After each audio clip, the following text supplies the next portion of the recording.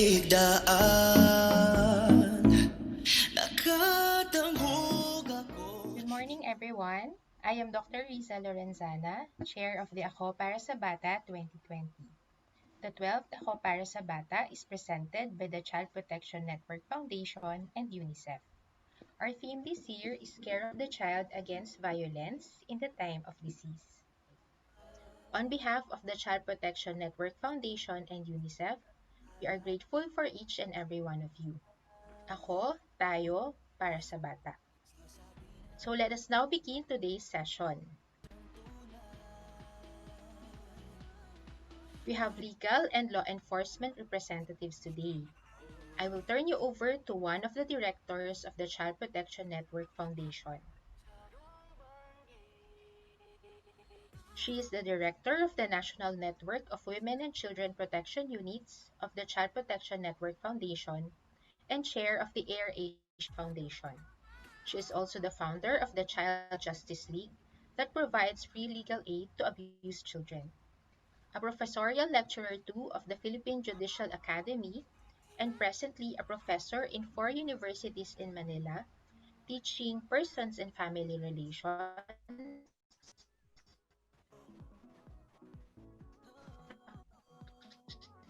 Welcome the chair of this webinar, Attorney Katrina Legarda. Good morning, everyone. Thank you, Risa. Hi, everyone.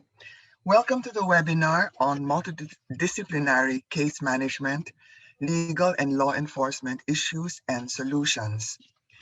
This is the last of the three-part series on case management of child victims of abuse, neglect, and exploitation during the COVID-19 pandemic. During this session, we want to explain the consequences of COVID-19 on the management of cases of child abuse, neglect, and exploitation, and specifically from the point of view of legal and law enforcement perspectives. So we hope to discuss best practices and innovative solutions implemented by the police, the lawyers, and the judges to address challenges in handling cases during the COVID-19 pandemic.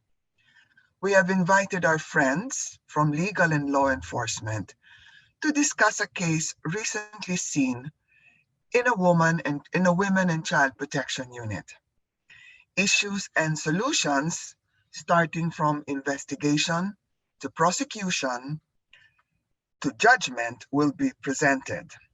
And of course, afterwards, there will be a Q&A which will follow after the three presentations. The case study will be presented by the moderator of today's session. Attorney Elvira Veronica Escueta David is a lecturer at the UP College of Law and at the Lyceum University College of Law. She's a legal consultant at the UP Law Center, and she is a partner at AA Amador Associates. Attorney Evie, as we call her, will be assisted by Attorney Tricia Fernandez, a much younger than I am lawyer, also from the UP College of Law, so that as many questions as possible can be answered by our panelists, okay? So if I may turn over to Evie, enjoy your session today. Hello to everyone on Zoom and good morning to everyone on Facebook Live. I will introduce to you today our panelists and speakers. Our first speaker is the Acting Chief of the Anti-Violence Against Women and Children Division of the Women and Children Protection Center at Camp Crame. She is also the Directorate for Investigation and Detective Management for the Philippine National Police. To discuss the issues and solutions in investigation, let us welcome Police Colonel Joy E. Tombok. Hello, good morning. Good morning, ma'am, and good morning sa lahat po ng ating audience. Next is a partner of Balahadia and Associates Law Offices, To present the procedures involved in prosecution as well as issues and solutions encountered during this pandemic, may I call on Attorney Karina Gay M. Balahadia Ligayu. Let us call her as Attorney K. Attorney K? Hello. Hi. Can you see me? I have turned on my video. Good morning, everybody. Can you see me? Yes. All right. Hi. Okay. Okay. Aside from that, we also have the presiding judge of the Regional Trial Court of San Juan City, Branch 162. He was recognized by the Integrated Bar of the Philippines, IBP Rizal Chapter, as one of its outstanding members in 2006. This family court judge is also a College of Law professor teaching criminal law review at the Lyceum College of Law in Makati. To discuss issues and solutions in judgment and to present School is out, but are the children safe? Ladies and gentlemen, let us welcome Judge Cesar Pabel D. Sulit. Good Judge Cesar. morning. Good morning, ladies and gentlemen. Magandang hope to have a good conversation with you this morning. During the panel discussion, we will also be joined by another lawyer. She is a partner at the Balahaja and Associates Law Office, a legal aid committee member, and currently a trustee of the UP Women Lawyers Circle, Inc., or the UP Willacy. She specializes in adoption and the prosecution of child abuse cases. Ladies and gentlemen, may I present Attorney Tina Balahadia. Good morning, everybody on Zoom and on Facebook Live. It's good to be here. As mentioned by Attorney Kat, we will discuss a case seen recently in a Women and Children Protection Unit. We will abbreviate this as WCPU. It involves a 17-year-old female patient who was brought to a WCPU for medical examination. She was referred by the public attorney's office and accompanied by her 20-year-old partner.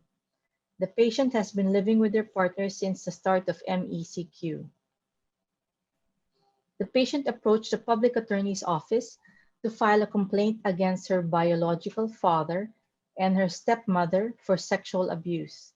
The sexual abuse happened in 2017, more than 3 years ago, and lasted 1 month.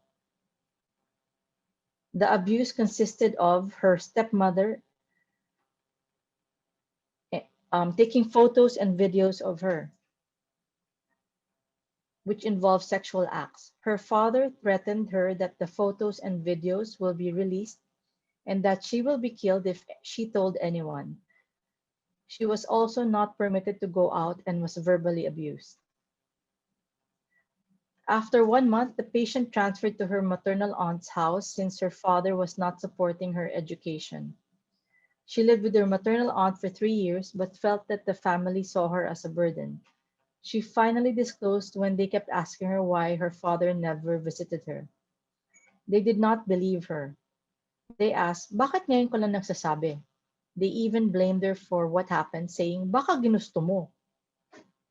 She asked for her maternal aunt's permission to leave and she was told to go away. She decided to stay with her girlfriend's family, who welcomed her and provided support.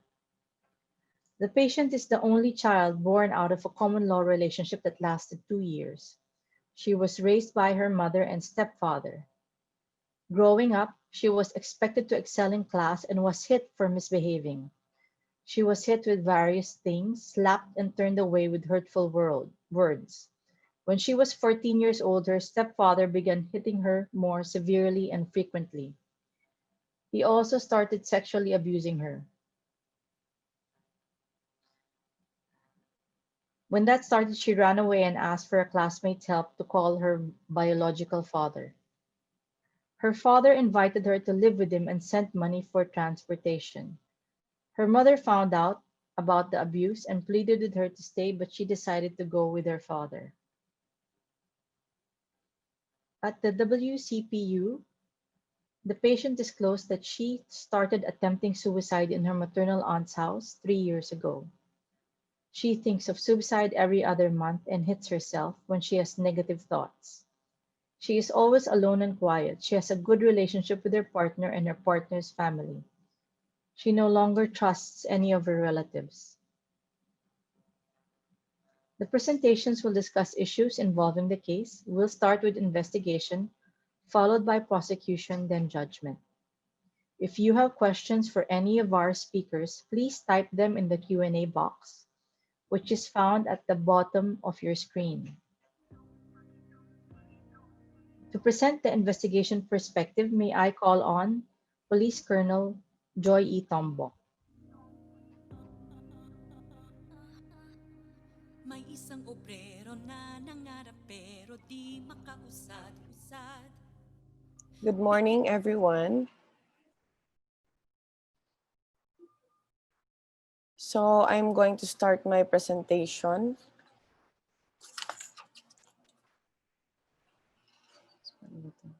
Okay. I would like to start my presentation with the mandate of our office. So the Women and Children Protection Center is a specialized unit of the Philippine National Police mandated to protect women and children against abuse, violence, cruelty, exploitation, discrimination, trafficking, and other forms of gender-based violence. So towards this end, we conduct investigation, conduct rescue operation, and provide security and protection to the rescued victims, assist the victim or complainant in the filing of a complaint at the prosecutor's office, and coordinate with other government agencies and government agencies for other appropriate services to be provided to the victim. For example, for medical legal examination, we coordinate with the PNP Crime Lab, and for the psychological and psychosocial support, we coordinate with the DSWD or our partner NGOs. We also refer to mental health institution for the psychological support of the victim. And also we coordinate with other NGOs for other assistance for the victim survivor of abuse and violence. So during this pandemic, we all know that the implementation of ECQ on lockdown adversely affected the community, especially children.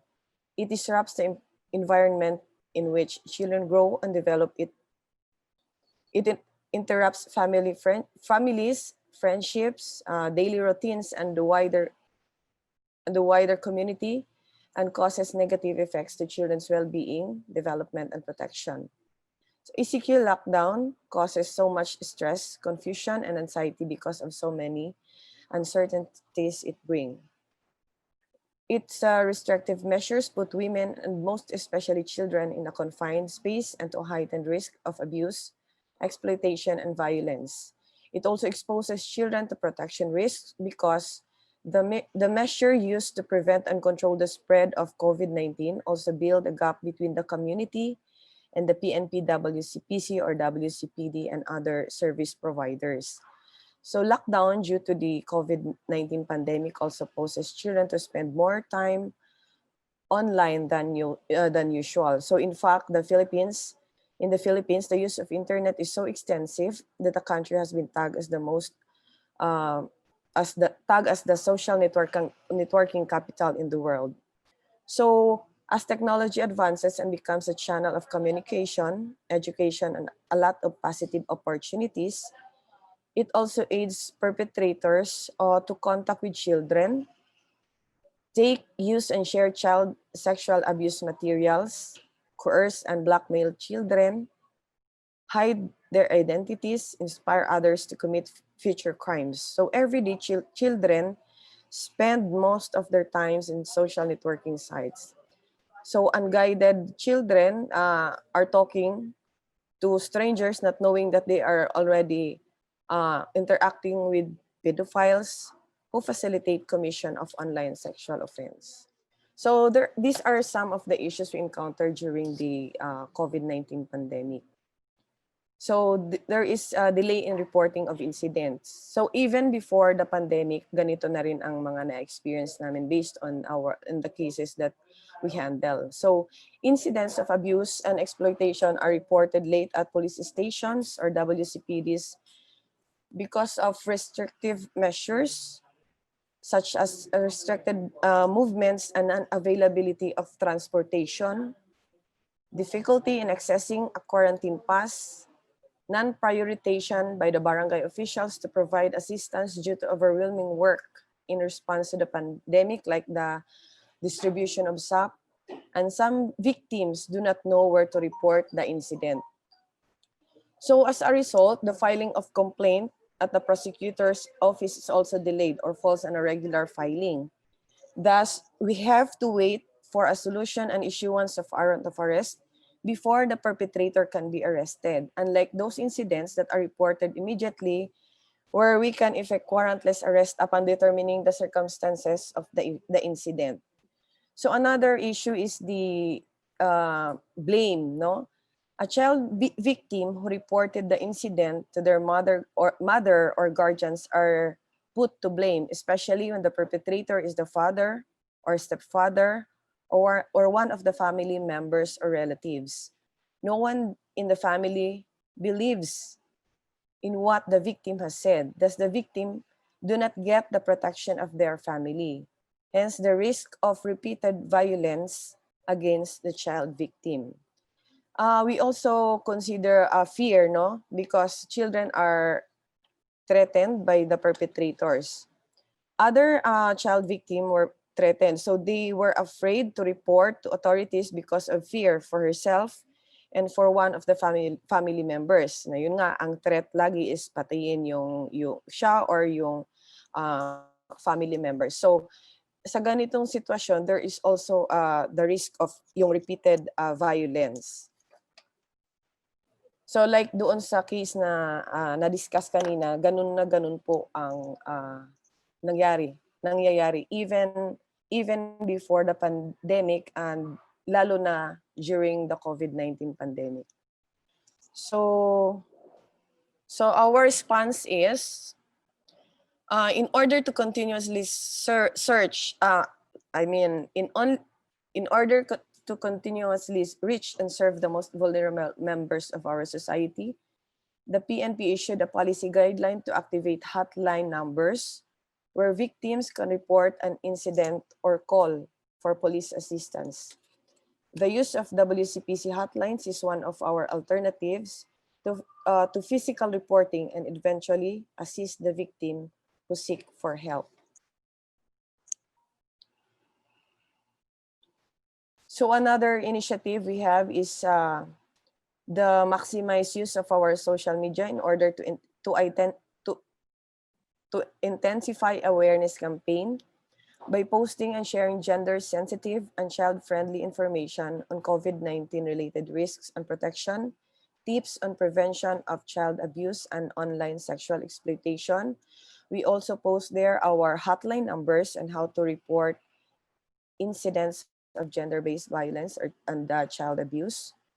Then we also post referrals and support services for our victims. This is to make the victims aware that support and assistance are available for them, thus encouraging them to speak out. So to this effect, we organize our social media team or SOCMED team who are tasked to monitor our social media accounts and hotline numbers 24/7.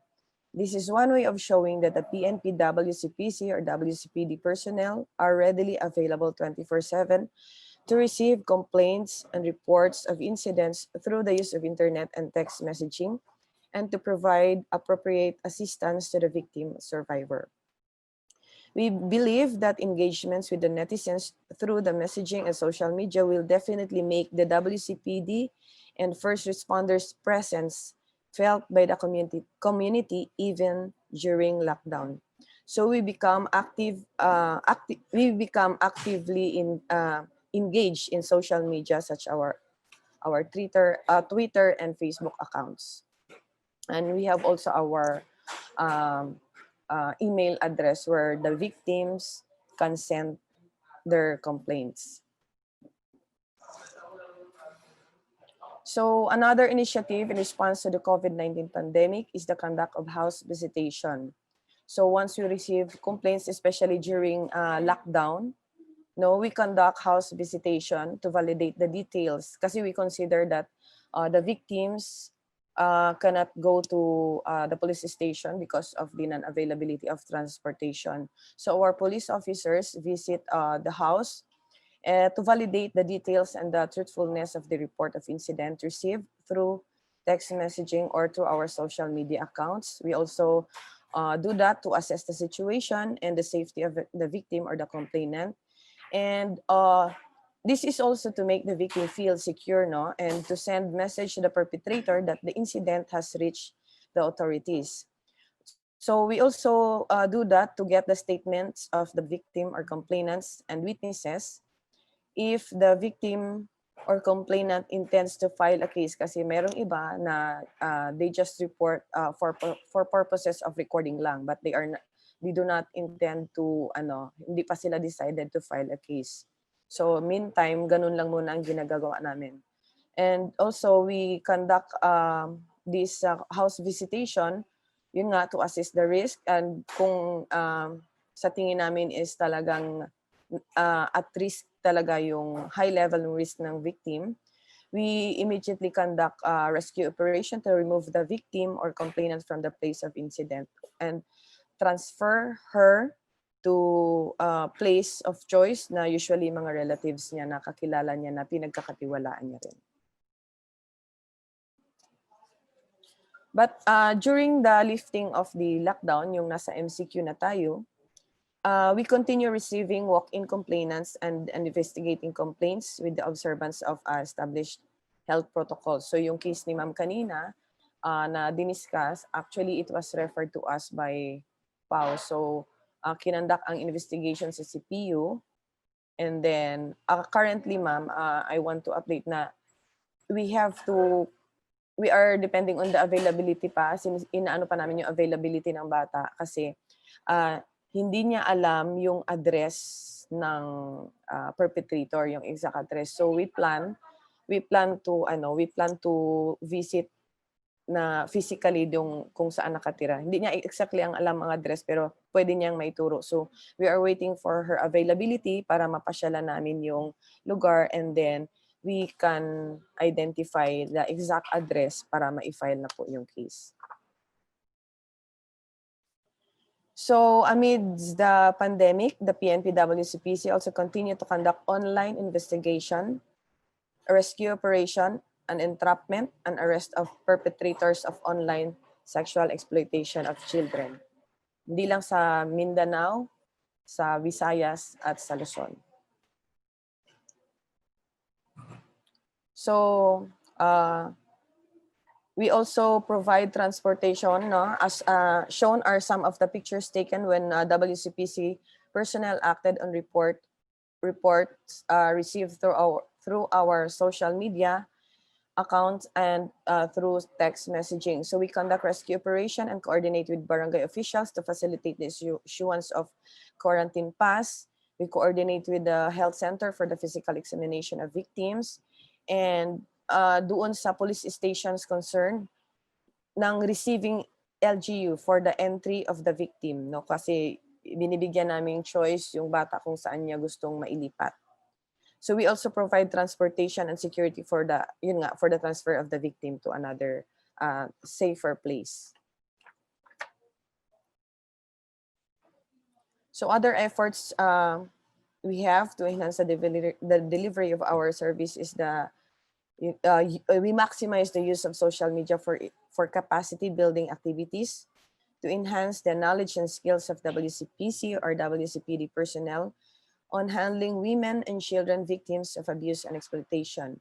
Also, we disseminate and we review the handling of yung CICL and CAR, and we also are active in attending interagency meetings and consultations. We also increase our social media engagements to inform the public of our incident reporting platform and our efforts to protect children in times of COVID-19 pandemic, and to share violation against children prevention tips as well as our accomplishments.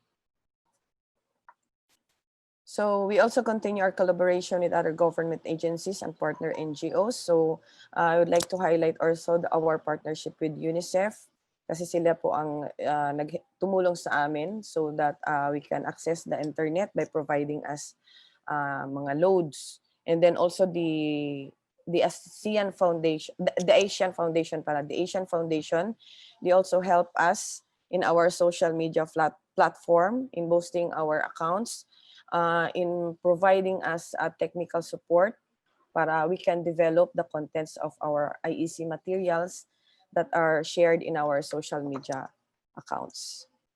So I also would like to share some of the statements of the Chief PNP, which serve as guidelines not only for the WCPC and WCPD personnel, but also for all PNP personnel in the frontline service, in order to protect women and children and promote the welfare. So may mga statements po ang aming Chief PNP na he strongly advocates for the protection of women and children. And also, he warns yung mga parents na nag-aabuso and also yung gumagamit ng ating technology to exploit our children. So for concerns, we have our hotline numbers in your screen, and you can reach us through our hotline numbers on our social media accounts. So that's all for my presentation, ma'am. Thank you, Police Colonel Joy Tombok. It was a very, very enlightening presentation. I didn't know that there were actually social media sites that we could use for complaints. Let's now proceed to the prosecution aspect. May I call on Attorney Kay? Okay, good afternoon. Good morning pala, Attorney Evie. Sorry. All right. So before I start, I just wanted to say that yes, it was quite enlightening, the presentation of our friend from the PNP, and would like to mention that concerned citizens can also directly make a report or file a complaint when they see abuse happening around them, especially when it comes to children. Okay. So just a very brief background on the laws protecting women against violence, women and children against violence. So there have been several developments in our laws, and one of the strongest laws that have been implemented is this Republic Act 9262, or what we call the law, the 9262, which is what we call the Anti-VAUSI Act. Okay, it's Anti-Violence Against Women and Children Act. And this is a special law that protects women and children from all forms of abuse. It has a criminal and civil aspect and provides for a two-tiered approach, which was not present in previous laws protecting women and children against violence. So there are protective orders. This is unique in the 9262, which allows for immediate protection to be given to the women and children being abused at the barangay level. This is called the Barangay Protective Order. And also a temporary protective order granted by the court. And it is a longer period and gives more relief. And finally, the permanent protective order, which is also granted by the regional trial court and provides for longer relief and a more permanent solution.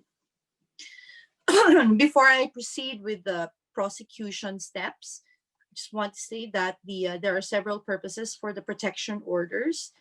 One is to prevent further acts of violence.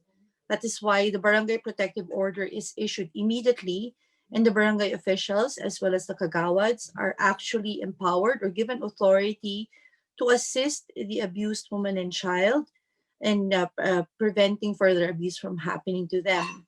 Okay, that is also to protect and safeguard the victim, assist the victim achieve some sense of normalcy or regain regularity in the conduct of her life, and provide the chance to regain control over her life. So these are basically the essence of the protective orders that are found in RA 9262. All right. Procedures in prosecution. First of all, you have to identify the punishable acts and who can file and where to file. Okay, it's very important to determine the act that you are complaining about and to indicate it specifically in the complaint and where to file it in order to prevent any mistake and so that the relief that you're going to receive is the correct relief. Not just one case that we handled where there was a mistake in asking for a TPO or a PPO from the prosecutor's office was actually dismissed with the previous counsel. So that 9262 was a fail. So now let's go. What are the steps in filing under Republic Act 9262 or an act defining violence against women and their children? Okay. These are the prohibited acts. Okay, the acts are a series of acts committed by any person against a woman and her child who is either his wife, his former wife, someone with whom he has sexual relations, the man has sexual relations with this woman, in a dating relationship, they've had past sexual relations or past dating relationships with or without a child. So this includes also relationships of lesbian relationships, okay, where there is abuse between the women. The acts committed against the woman and her child result or could result to physical, sexual, psychological harm, suffering, or economic abuse. So one of the unique features of 9262 is that it punishes not only physical abuse, but it also punishes psychological harm, suffering, and economic abuse, recognizing the need of the woman to actually be economically independent and that for her to be deprived of any means of providing for herself economically would be considered a punishable act because it is economic abuse. Sorry. This also includes not just actual physical, sexual, psychological harm or economic abuse, but it also includes threats to commit the prohibited acts. So even prior to the acts being committed, it is already considered punishable as long as there is a threat present. Battery, assault, coercion, harassment, or arbitrary deprivation of liberty are also punishable under Section 5 of RA 9262. Next slide, please. Okay. Now, the indispensable elements that need to be established during the prosecution of a case for RA 9262 is, of course, the relationship, that there should be a relationship between the complainant and the accused, whether or not this relationship is current or it's a past relationship, whether or not it is a heterosexual relationship or otherwise. This includes lesbian relationships. Okay. The relationship may be between a married couple, a not married, unmarried couple, living together, with a sexual relationship, with a dating relationship, with a child, or without. So this is one of the elements that need to be established in order to proceed with the case for filing violations of the 9262. Next slide, please.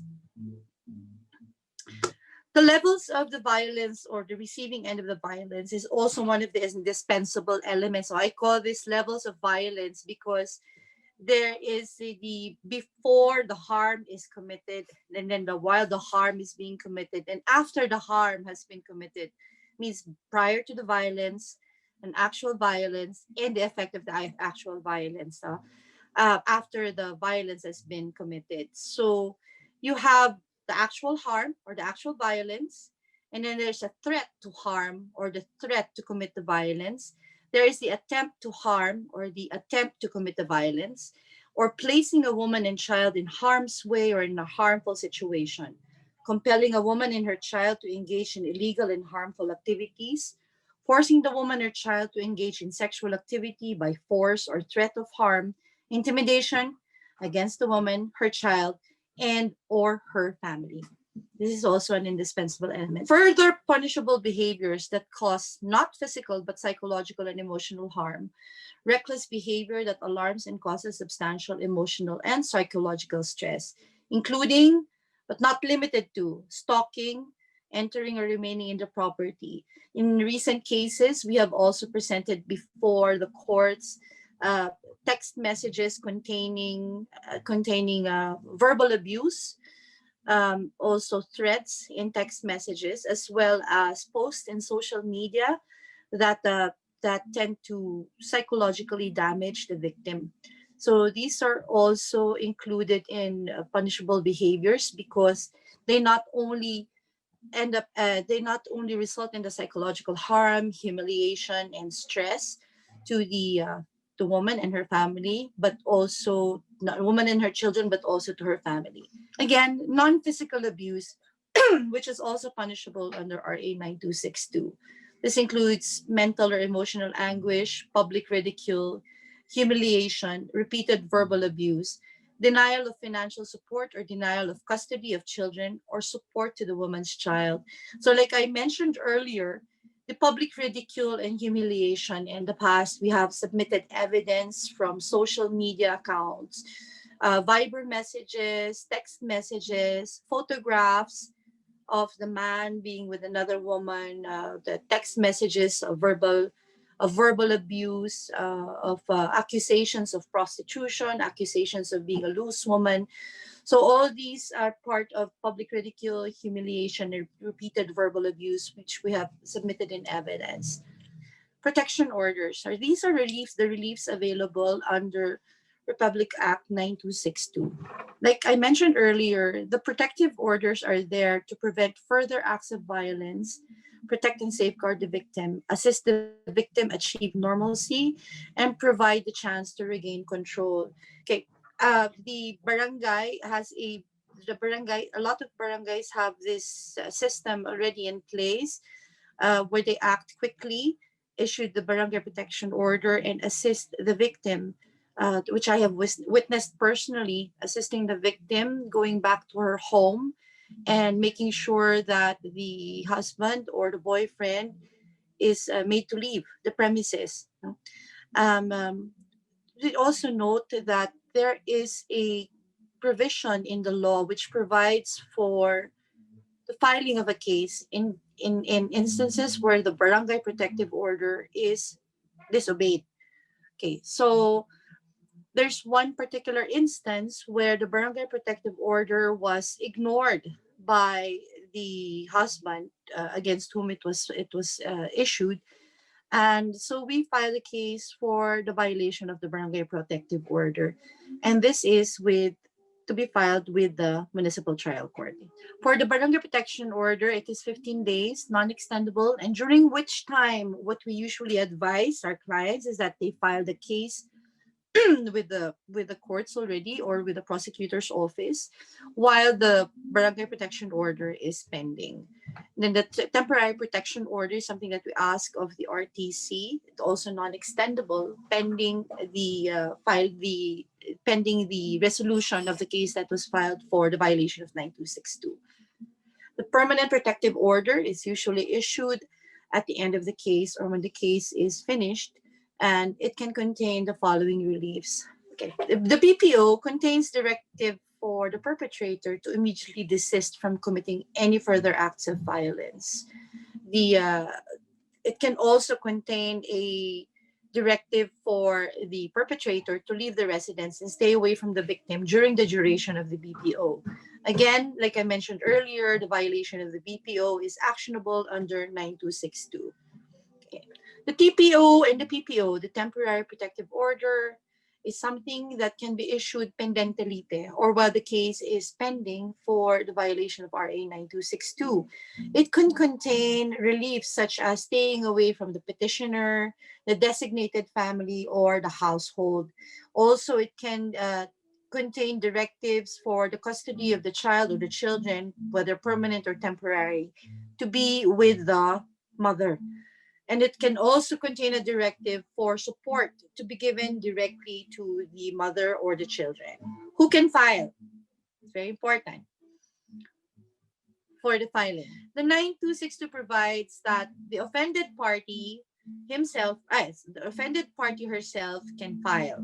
The parents in behalf of their children, the guardians in behalf of their wards, ascendants, descendants, collateral relatives within the fourth degree of consanguinity or affinity, social workers, police officers, punong barangays or kagawads, sorry about the typo, the lawyer, the counselor, the therapist, the doctor, and concerned citizens, at least two, with personal knowledge of the abuse that occurred. Okay, during the quarantine, there was one case where a concerned citizen reported the abuse being inflicted on a 5-year-old boy. Okay, now the 5-year-old boy was found bound and gagged in the basement. Because of the report of the concerned citizen, they were able to retrieve the boy and turn him over to a child caring agency. The perpetrator, who happened to be a relative, is currently detained and being prosecuted. Yes, sorry about the wrong spelling of punong barangay. That's a typo. Punong barangay. How to file? With the barangay, of course, you have to file a complaint and go to the barangay and request for a BPO. If the barangay captain is not present, as we have experienced in the past, then there is always somebody who is manning the complaints when it comes to the issuance of the BPO. It is also not necessary that only the barangay captain be the one to sign the barangay protective order, because we have experienced in the past that the barangay captain would not be present, perhaps in the field, or doing something else, or would be in another place. But there is someone who's always designated, always someone who would be available to entertain complaints for BPO, and who should sign the barangay protective order. In other words, the absence of the barangay captain should not be reason for the barangay protective order not to be signed. Okay. And then the barangay will assist in the implementation. Literally, physically go with the complainant to make sure that the complainant is safe and sound when they get to their homes. And the perpetrator should not be in the home anymore when the BPO is issued. The BPO is served directly to the complainant, but the barangay can assist in making sure that the perpetrator would not be in the residence anymore. Where to file? Okay, of course, in the regional trial court, the PNP and Women and Children's Desk, the Office of the Prosecutor. Okay, the problems during the pandemic. All right. One of the topmost problem is mobility, of course, for the prosecution, for us who prosecute these kinds of cases.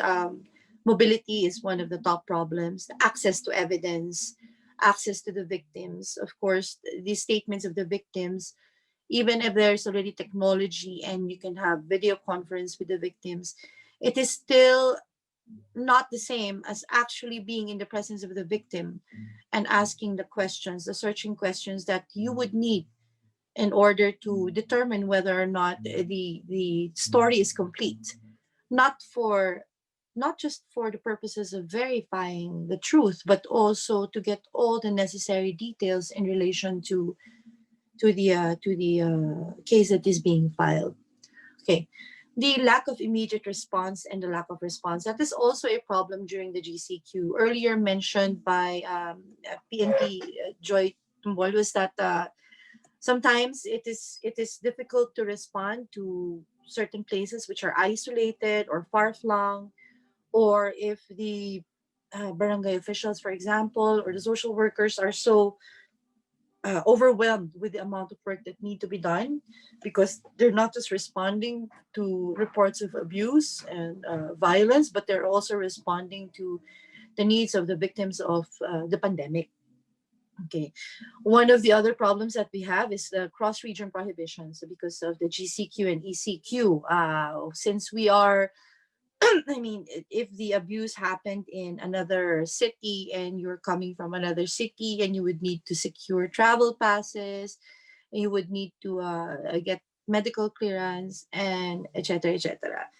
Okay, before I go to the solutions, I just wanted to point out that there are several other problems that we have discovered or we experienced during the pandemic that were that hindered the prosecution of the case. No, one of these is the unenforced warrants. We have warrants of arrest, outstanding warrants of arrest for perpetrators of child abuse and abuse of women as well, but they could not be enforced, due to the, well, one is not knowing the location of the perpetrator, number one, and number two, not having sufficient personnel to actually enforce the warrants. Okay.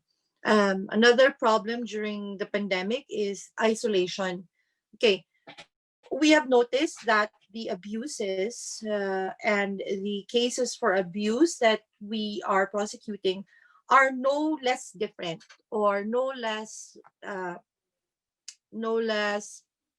horrible than before the pandemic, because a lot of those cases were also done in isolation or not in plain sight or in hiding, of course. They are no less horrible, no less horrifying.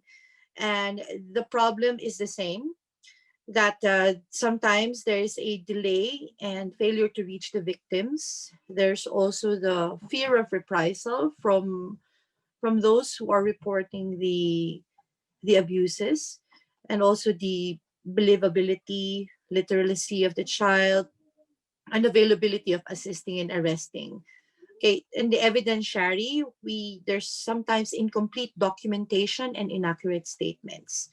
All right, so for the solutions, we have in our experience during the pandemic in prosecuting the cases, technological upgrade and education is one of the top solutions that can be provided, meaning that the transmittal of the documents, because that is one of the most important aspects of the prosecution, is to have that documentation available for presentation to the court in order to have a successful prosecution.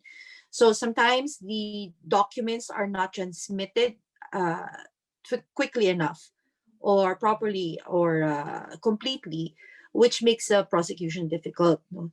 Sometimes also this failure to, one solution that we can propose is a systematic authentication of documents for presentation of evidence.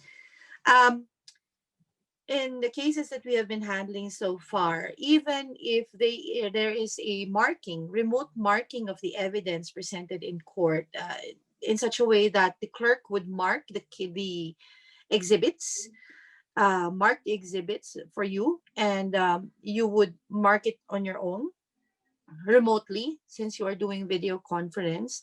There is still a requirement to submit the physical documents, to original physical documents to the courts. So in that sense, it defeats the purpose of having a remote marking and remote authentication of the documents. And it also could possibly delay prosecution, because in instances where you cannot submit the physical documents to the court, then it will affect the outcome of the case. Okay, for online examination and hearings, we have experienced the difficulty in presenting the victims. It does not seem as effective to present the victims via the victims of the abuse via video conferences, because there is a detachment, a sense of not being in a real situation, especially for the children. So in that sense, as part of the prosecution, as part of prosecution, the credibility as well as the authenticity of the testimony is called into question, which makes, again, prosecution difficult. Another solution that we can propose is that the safety measure, the online examination and hearings when it comes to the victim should be perhaps in chambers, just with the judge or with the child, and a one-on-one, excluding everybody else, which is also being done already, actually, the in-chamber presentation of the child witness.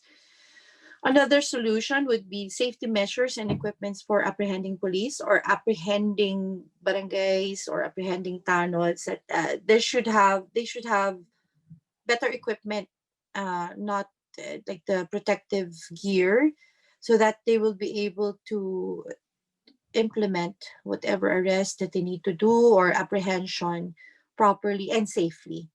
And then finally, I guess vigilance, since everybody is in isolation, the parents as well as the guardians should be more vigilant as far as the as checking on the welfare of their children are concerned.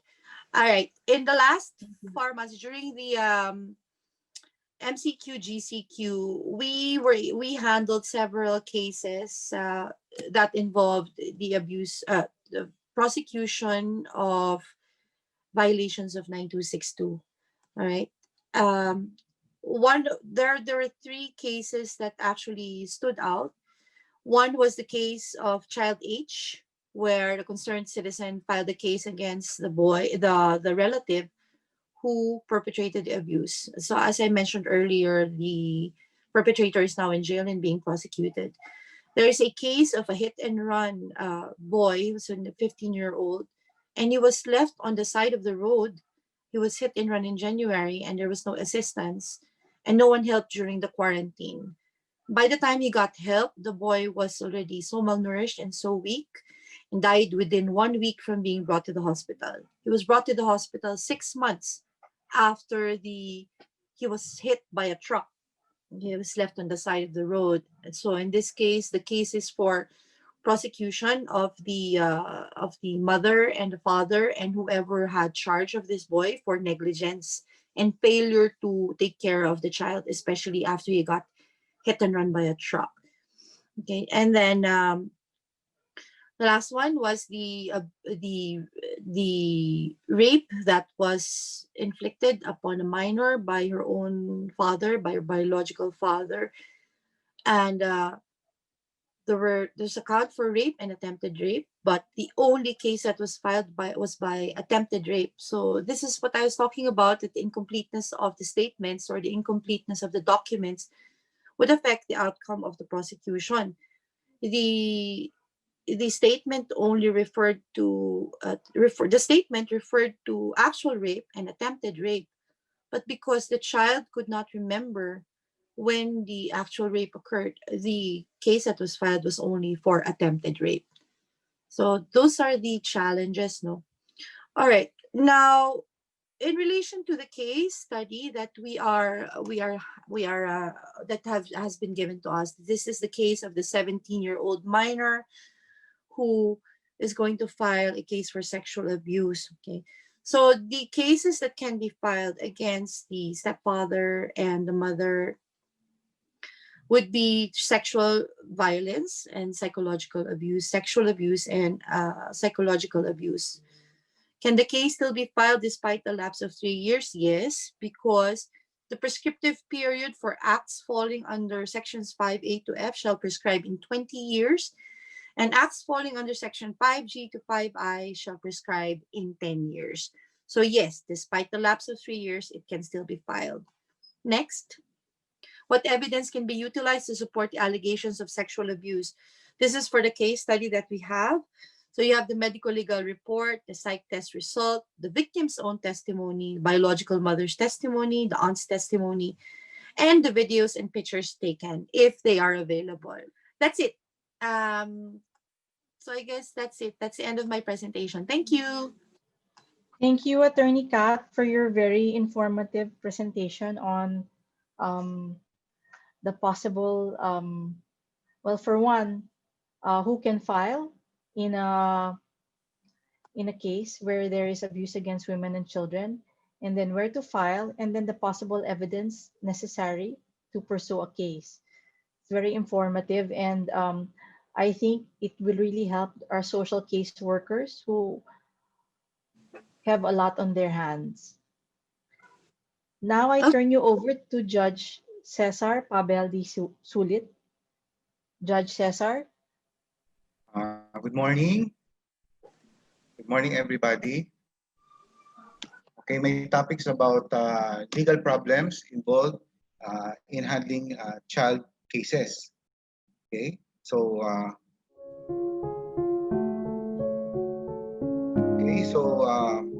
today we'll have a discussion on the legal problems being encountered by a child during pandemic. So despite having a short period of only 20 minutes, our discussion shall be divided into two parts. First, child as a victim during pandemic. And the second, the children in conflict with the law during pandemic. So let's start now. So problem number one, are the children safe during pandemic? Okay. So here's the flash. Lalaki, arestado dahil sa reklamong sextortion ng 12 anyos na bata. Imagine, may pandemic na nga, yet children who are supported, who are supposed to be under the protection of their caregivers, still fall prey to their sexual predators. Assuming that indeed children or child became a victim of crime during the quarantine, can they complain? If so, how can they complain?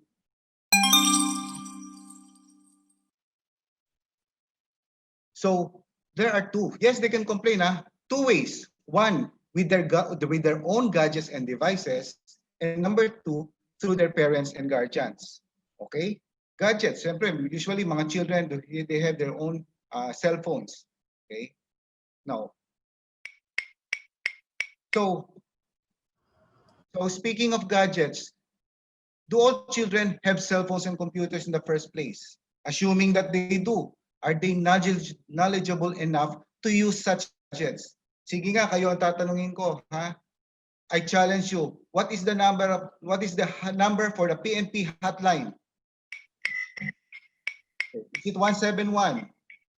Is it 117? Or is it 911? So the correct answer is 117. Diba? In fact, Colonel Joy even mentioned 12-digit numbers as their latest contact person. How can the children memorize those numbers? Diba? So yun yung magiging problem natin, handicap natin when it comes to their gadgets and cell phones and computers. Okay? So, okay, through their parents and guardians, ito yung binabanggit ni Colonel tsaka ni Attorney. Of course, the parents and the guardians are the one responsible for reporting or for complaining in behalf of the children. So speaking of lodging of the complaint to their parents and guardians, are the parents obliged to do so? Are guardians required to report? The answer is morally yes. And legally, may basis tayo dyan. Okay? The basis? The Department of Justice issued rules and regulations on this matter. Under Section 3 of such rules, a person who learns of facts and circumstances that give rise to the belief that a child has suffered abuse may report the same either orally or in writing to the Department of Justice, to the police, to other law enforcement agencies, or to the Barangay Council for Protection of Children, BCPC. Under Section 4 of the same rule, it is mandatory for a head of a public or private hospital, medical clinic, and similar institution, as well as attending physician and nurse, to report either orally or in writing to the Department of Justice the examination and or treatment of a child who appears to have suffered abuse within 48 hours from knowledge of the same.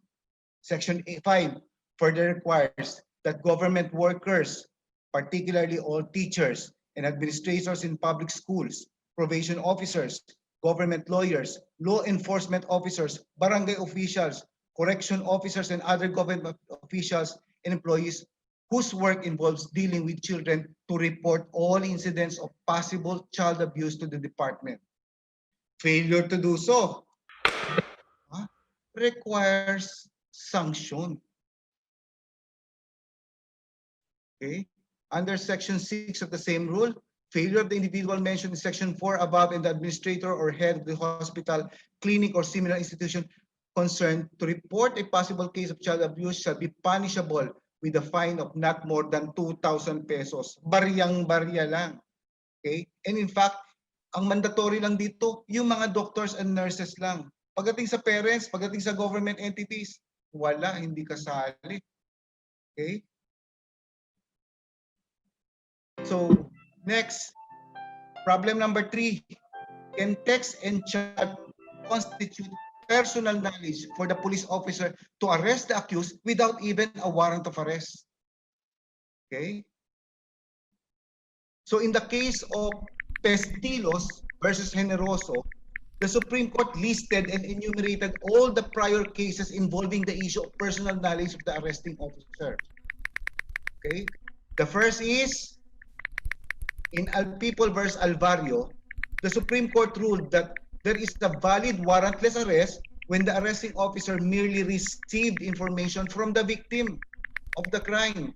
The court ruled that said arresting officer is considered to have personal knowledge of the commission of the crime when the victim herself pointed to the Alvario as the man who raped her at the time of his arrest.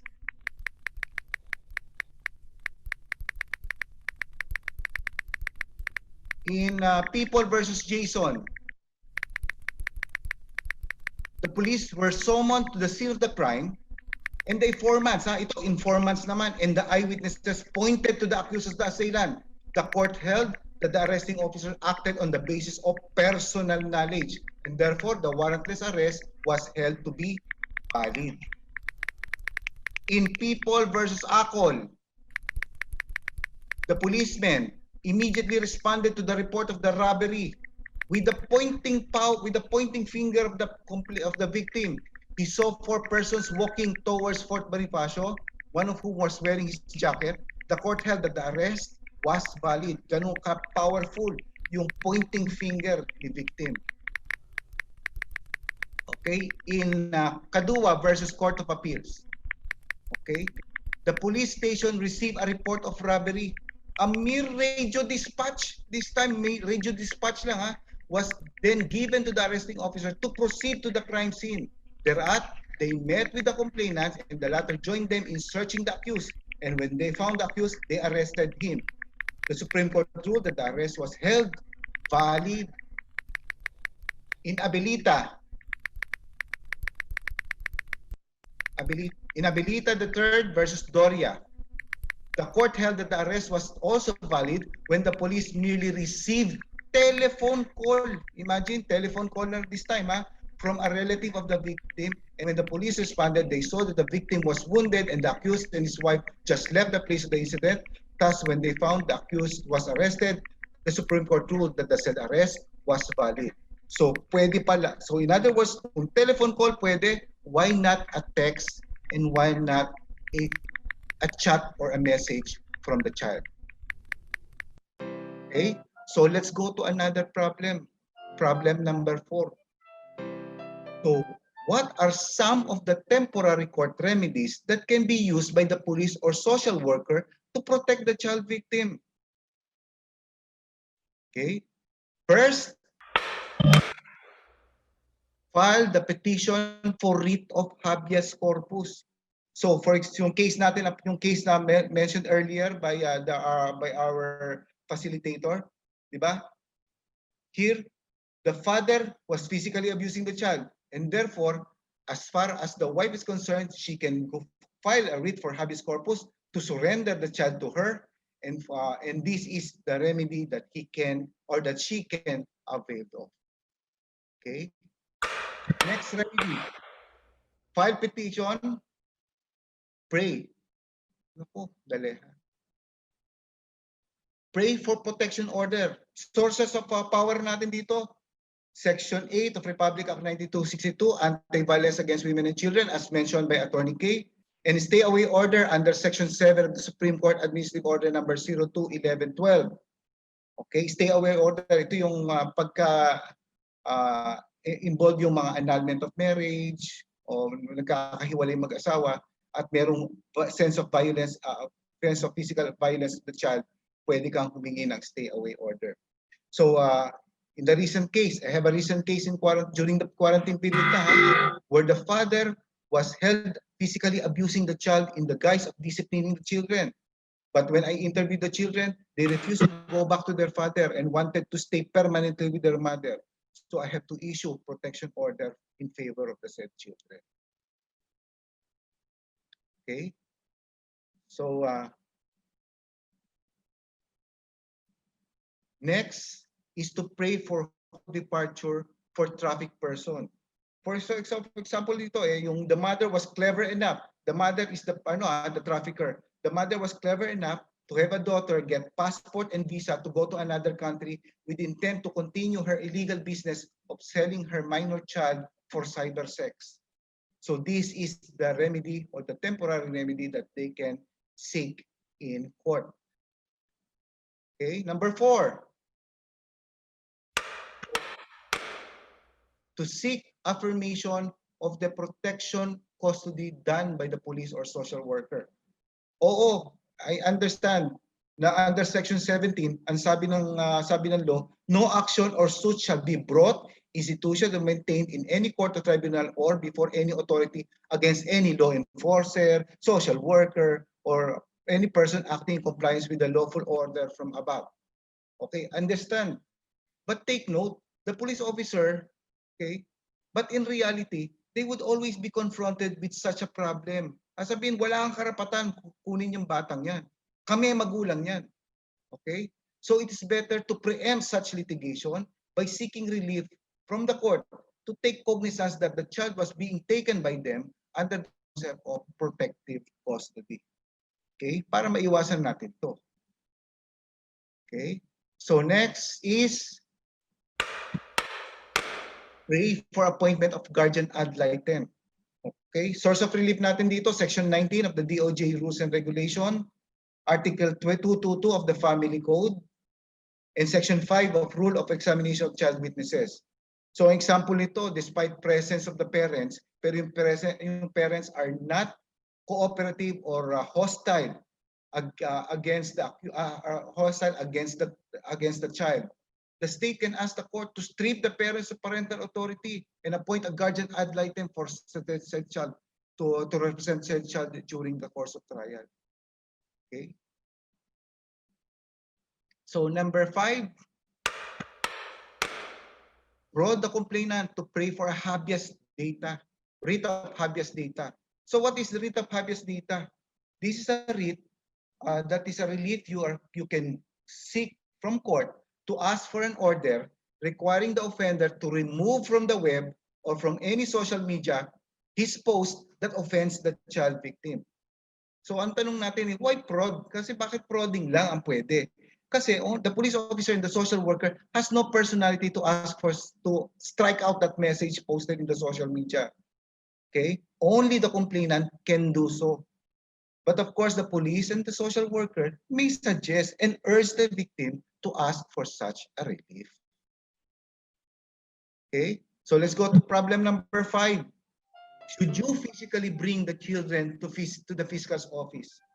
Ito nga yung problema ni Attorney Kay kanina.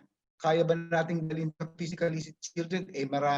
Puro nga problema sa transportation, sa accessibility of the course, accessibility ng fiscal's office.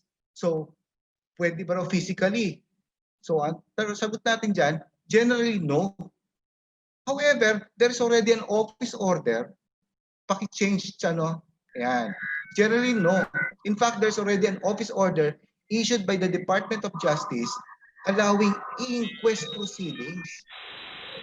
Yeah? So, this is an order dated March 27, 2020. Pwede na inquest.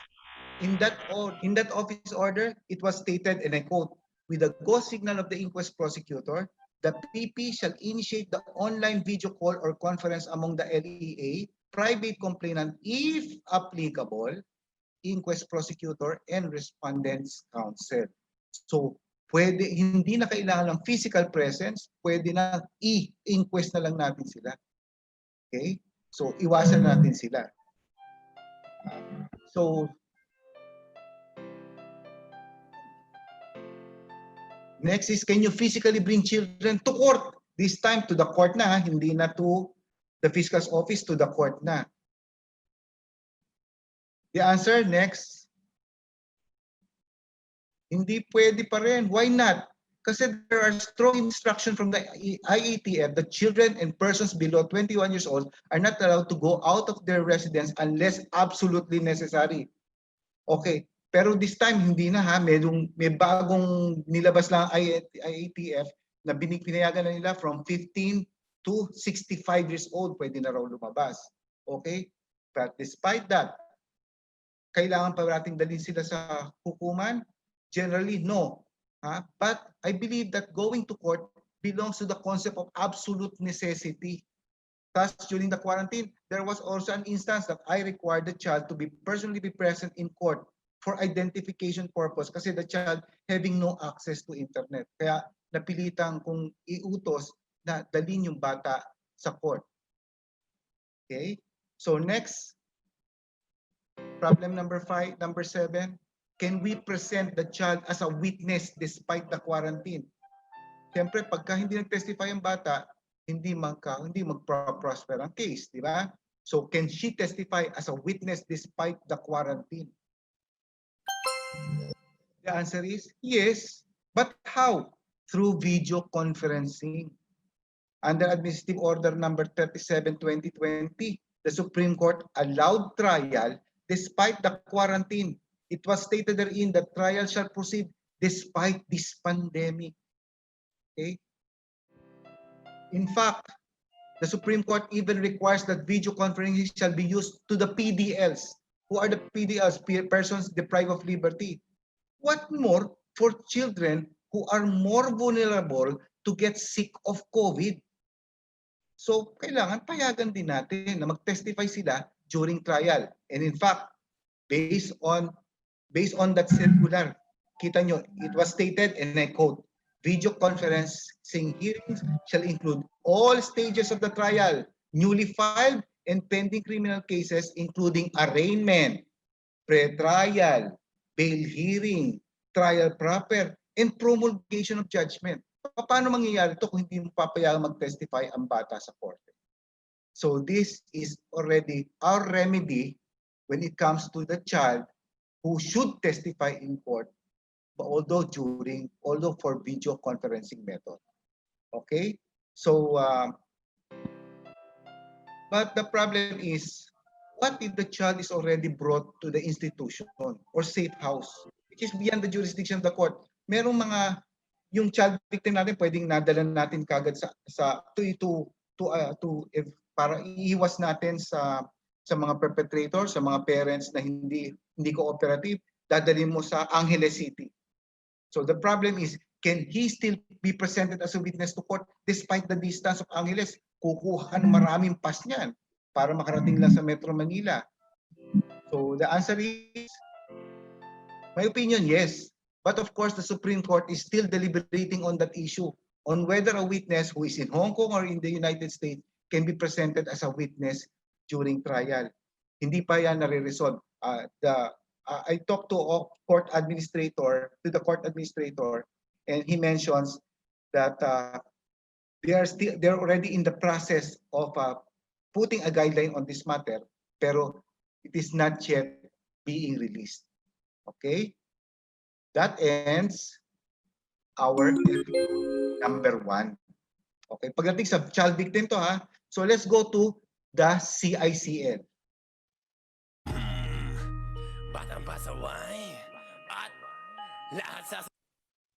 Our next area, hanggang mamatay, Rosta. Dadaling ko hanggang mamatay. Di na pwede lumiko. Di na pwede umatras. Di na pwede lumiko. At lasing na lasing at pabilis na pabilis. At kapag tinopak na ako, di na pwede tumino. So our next discussion will be about the children in conflict the law during pandemic. What are the problems that the children will encounter? Ito, may news. Another news, minor de edad na babae huli sa bypass operation sa Taguig City. What? Despite the pandemic, children remains pasaway. Okay? So, pababayaan na ba natin? What should we do if a child violates the law? So, here are the must-do. Number 1, take custody of the child in conflict with the law. This is pursuant to Section 21 of Republic Act 9344. Number 2, take his statement in accordance with Section 22 of Republic Act 9344. And 3, to conduct inquest or preliminary investigation as required in Section 28 of Republic Act 9344. Okay? Next slide. Take custody. O sige na, hindi na sila arrested but only taken into custody. Taken into custody. But there is still an issue. Where will you physically bring the child? Naalala nyo yung, sige, next slide muna. Okay, there are two possibilities. One, return the child to parents, guardian, etc. You can find that in Section 20 of Republic Act 9344. Or put him in Bahay Pag-asa. Okay? May third option ba? Bring him to jail. Pwede ba yon? Wag muna yan. Wag muna ang slide na yan. Bring him to jail. Pwede ba yon? Di ba hindi? Okay. Or fourth option, dahil hindi mo madala sa parent, wala kang Bahay Pag-asa, iuwi mo sa bahay as a social worker. Pwede ba yon? Oy, na-experience nyo na yan, di ba? May isang social worker na nag-uwi nag-uwi ng CICL sa bahay nila. Pagdating sa bahay niya, pinatay siya. Okay? So that is not a good option. So these are the only two possibilities that you have. These are the only options that you have. So here's an actual case where I brought the child to Bahay Pag-asa during the pandemic. Third issue, when it comes to the CICL, if the child was returned back to his parents or guardian, but for purpose of court diversion, should CICL go to court despite the pandemic? Ito na naman, may problema tayo, paano transportation, etc., etc. Okay? No need. Anyway, the Supreme Court already allowed video conferencing. That includes not only arraignment, not only pre-trial, not only trial, but also on diversion proceeding. Pero ang problema natin dito sa Administrative Circular number 37/2020, if you will read the entire text, walang diversion na binabanggit dito. But of course, for common sense and for practical reason, kung may pre-trial, may trial, ito dapat may diversion din. Okay? So that is just my point of view on that matter. Again, here is an actual case where I set the CICL case for diversion proceeding via video conferencing. Okay? So this is the sample. Next slide. Fourth issue when it comes to CICL. If the CICL refuses to undergo diversion, can trial proceed despite the pandemic? Ayaw niya mag-diversion eh. Sabi niya, naniniwala siya, I'm innocent of the crime. I will prove to you that I'm innocent. So, proceed with trial. Eh, may pandemic nga. So, this is, answer is yes. Again, avail of video conferencing for his arraignment, for pre-trial, for trial. Ang hindi ko palang na-experience is to call a child for promulgation of judgment. Why? Because, kasi hindi pa eh. Too early to do that. Wala pa akong na-experience, in the span of 6 months, wala pa akong natapos na trial involving a child. But I suppose for practical reason, video conferencing can be applied in promulgation of judgment likewise. O sige na, hindi na nag-diversion. Nag-trial tayo. Convicted. But of course, he is entitled to suspended sentence. Kahit convicted siya, entitled to suspended sentence. The problem is, if convicted with serious offense, can the CICL stay in their home while his sentence is being suspended? Will the disposition committee require community service as part of his disposition? We have to improvise, find ways that the child will be able to make himself worthy of a second chance without violating quarantine protocol. This we have yet to see. Kayo, so social worker, take note of that. But of course, when the answer to my question is, yes, pwedeng stay at home na lang siya. This is supported by the Juvenile Justice Welfare Council, who strongly state that as a matter of policy, not to detain a child. You can find that in Rule 28.A of the Council Resolution number 4. Sabi doon, a child in conflict with the law shall not be locked up in a detention cell. The child shall not be detained in any provincial, city, or provincial jail even if there are quarters separate from outdoor detainees. So payagan natin na mag-stay at home na lang siya. Okay, despite having been convicted. So let's go to another. So next slide. The Supreme Court even encourages such kind of home quarantine. In Administrative Circular number 38, 2020, the Supreme Court even relaxed the rules on criminal procedure that the accused need not serve the maximum penalty imposed by the law to be entitled to be released from jail on his own recognizance.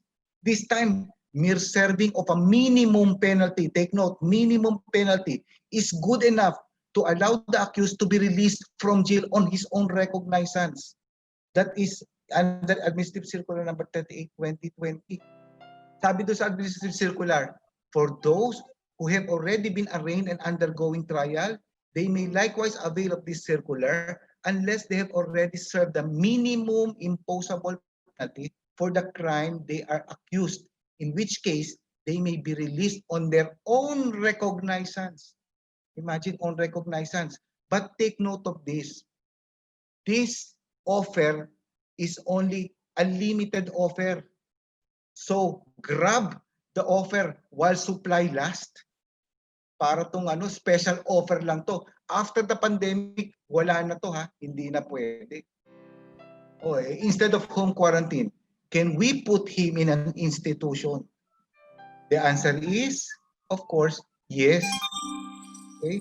What are the two types of institutionalization ba? There are two types eh. Rule 73 sabi, community-based program for rehabilitation. Ito nga yung home quarantine, pero of course, yung how to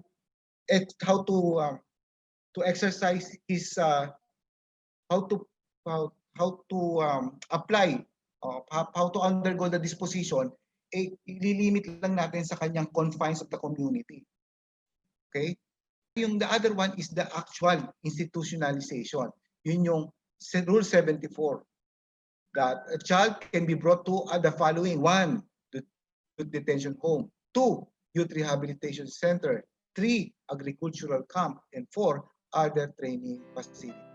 Now, assuming that the court decided to put the child in an institution, but the parents want their children to stay in their home instead of putting him in Bahay Pag-asa, is that possible? Are the parents more powerful than the judge in making such decision? In effect, can a child be freed from Bahay Pag-asa despite the pandemic? Answer, yes. How? Through bail. Diba?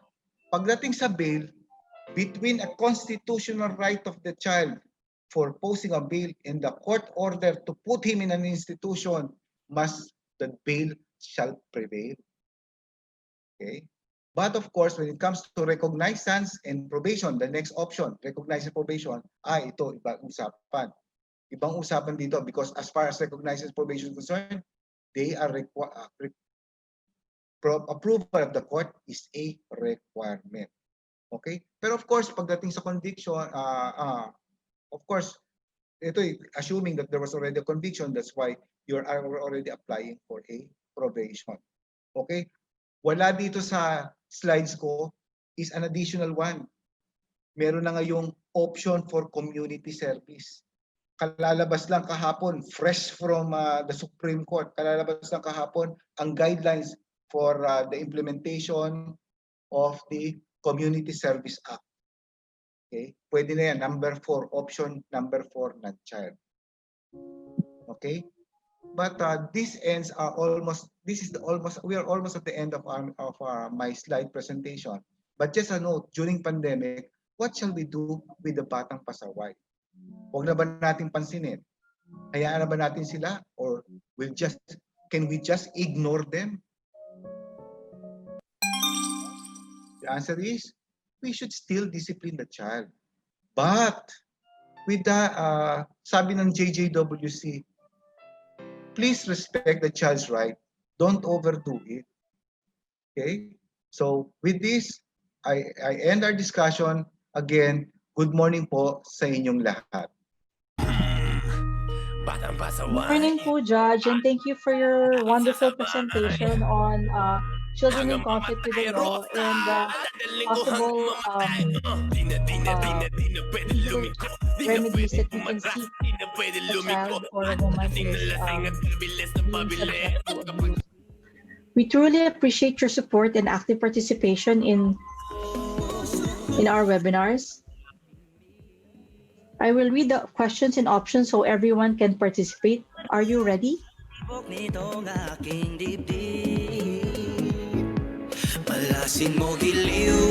when is the deadline to submit an entry to the Ako Para sa Bata 2020 contest?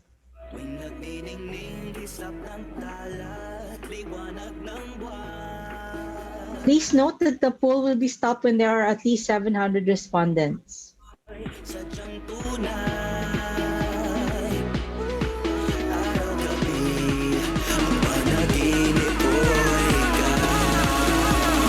October 30, November 13, or November 24. Please indicate your answer in the poll. Note that the correct answer is November 13. We look forward to receiving your entries. Our poll shows that 40% guessed correctly. Our next poll is what was the song played at the end of Judge Sulit's presentation?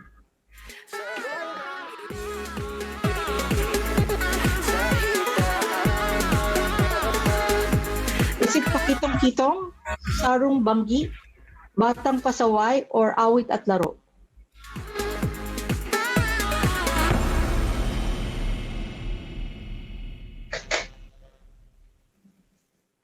The correct answer is Batang Pasaway. So we have another poll question coming up. What's the weather in your area? Inonini sarong damdam sa lupa ko katurungan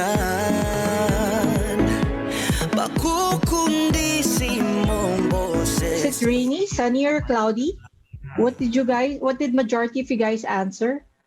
For majority of us, it's rainy. For me, it's cloudy outside. Thank you everyone for participating and good luck. Let's call on our panelists. Please turn on your video. Attorney Kay, Police Colonel Joy, and Judge Cesar, kindly turn on your video. So I think Attorney Kay will be answering the first question here in the Q&A live. So Attorney Kay, there's a three question. There are three questions directed at you. Yes. So the three questions, this is from Annalyn Lindo. That's correct. Is that the one you're referring to, Attorney Evie? Yes, ma'am. Yes. The first question was, legally, can we charge the mother for failing to protect the child? Yes, we can. The failure to protect is considered negligence. So that is also a ground for filing a case against the mother for the failure to protect the child. So in the case study that we presented earlier, the stepfather as well as the mother should both be charged for sexual abuse, apart from the participation of the mother, but also her negligence and failure to protect her own child. So yes, is the statement of a sexually abused child enough, especially if the child does not want to undergo medical legal? Can the case proceed? Well, once the case is filed in court, it is actually the prosecutor, or it is already the state who is filing the case if it's a criminal case. And it is already within the discretion of the court whether or not the case will be dismissed or it will proceed. So it is now in behalf of the state, even if you have a private complainant. Can anyone pursue the case even if the child forgives the father or does not want to testify anymore? Yes, like I said, once it is filed in case or in court, information is filed already. It is now the state who will proceed with the prosecution of the case, okay, or a private prosecutor. That's why it is People of the Philippines versus XXX, or People of the Philippines versus AAA. Now, the only issue there is if the child does not want to testify anymore, other pieces of evidence can be used to prove that there has been a violation of the VAUSI, or there has been sexual abuse. Because we have to remember that 9262 has made these crimes already public crimes, no? Public crimes. So even if the complainant does not proceed with the prosecution of the case, it is the state which can now proceed in behalf of the complainant. Okay. I hope that answered the question. Attorney, Thank you very much, Attorney Kay. Yeah. Colonel Joy, there is a question here in the Q&A asking, is it possible for children who are subjected to medical legal procedures to be examined by a female physician? Yes, ma'am. Yes, ma'am. We have What do they need to do, ma'am? we have a female physician, ma'am, who conducts a medical legal examination in our crime lab. So usually, ma'am, sa request namin, if the victim is female talaga, nire-request din namin na female doctor ang mag-examine sa victim. I'm sorry to ask, but usually when this happens, it happens at an odd hour of the day when the people go to the PNP medical legal. So sometimes there is another task given to that physician. So there is sometimes a wait. So what I'm asking is basically, what do we do so that the child can be attended to immediately to stem further trauma? Okay, ma'am. So we coordinate with crime lab, na, ma'am, na to prioritize the examination of the child po. Thank you very much. Ma'am. Attorney Tina, there is a question which you are supposed to answer live on the open forum. That was the question about the child refusing to continue to file their case because of the interrogation of the fiscal. Is that correct? Yes, ma'am. Okay. In cases like this, now we have we have a rule on the examination of child witnesses, which is applicable in court. Now, this also applies to the prosecutor, and they are supposed to make the environment at least child-friendly, so that they are able to speak freely, and they're allowed to have a guardian while they're doing that. Now, this can apply suppletorily to those preliminary investigations, or when they're filing a case against at the fiscal's level. So what they usually do is that they have a DSWD present, or they have their parent present with them who can actually help them and assist them while they are narrating their story. Now, in the event that they are unable to speak because the prosecutor is not being receptive to what they're saying, they can actually choose to go to another prosecutor or report that prosecutor. They can say that the child cannot speak to that prosecutor because he or she is afraid of that prosecutor, and they can go to another one, and they can request for the assistance of the DSWD. Understood po, Attorney Tina. Sometimes it's difficult for these kids to undergo a questioning, simply because of the trauma that they have lived through. So the physical demeanor of the prosecutor does not detract from the fact that they are on their side, right? Yes, yes. Unless there are verbal comments given.